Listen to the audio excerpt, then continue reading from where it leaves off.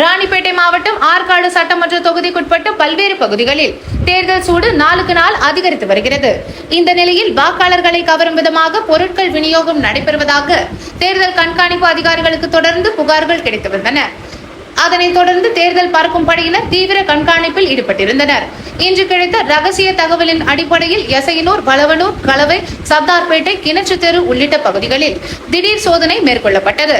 குறிப்பாக கலவை, சர்தார்பேட்டை, கிணற்று தெருவில் நடத்தப்பட்ட சோதனையில் சந்தேகத்திற்கிடமான வகையில் பதுக்கி வைக்கப்பட்டிருந்த 593 அரிசி மூட்டைகள் முதற்கட்டமாக கண்டுபிடிக்கப்பட்டன. இதனைத் தொடர்ந்து நடைபெற்ற விரிவான சோதனையில் மொத்தமாக 1000க்கும் மேற்பட்ட அரிசி மூட்டைகள் இருப்பது உறுதி செய்யப்பட்டது.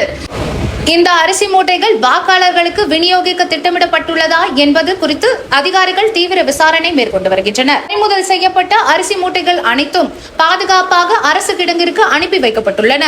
சம்பவம் தொடர்பாக சம்பந்தப்பட்ட நபர்கள் யார், எந்த அரசியல் கட்சி அல்லது அமைப்புடன் தொடர்புள்ளதா என்பதையும் கண்டறிய அதிகாரிகள் முயற்சி செய்து வருகின்றனர். இந்த சம்பவம் அந்த பகுதியில் அரசியல் பரபரப்பை ஏற்படுத்தியுள்ளது. தேர்தல் விதிமுறைகளை மீறி வாக்காளர்களை கவர முயற்சிப்பவர்களுக்கு எதிராக கடுமையான நடவடிக்கை எடுக்கப்படும் என தேர்தல் அதிகாரிகள் எச்சரிக்கை விடுத்துள்ளனர். மேலும் அப்பகுதியில் கண்காணிப்பு அதிகரிக்கப்பட்டு தொடர்ந்து சோதனைகள் நடைபெறும் எனவும் தெரிவிக்கப்பட்டுள்ளது. நியூஸ் 21 செய்திகளுக்காக உங்கள் விஷாலி.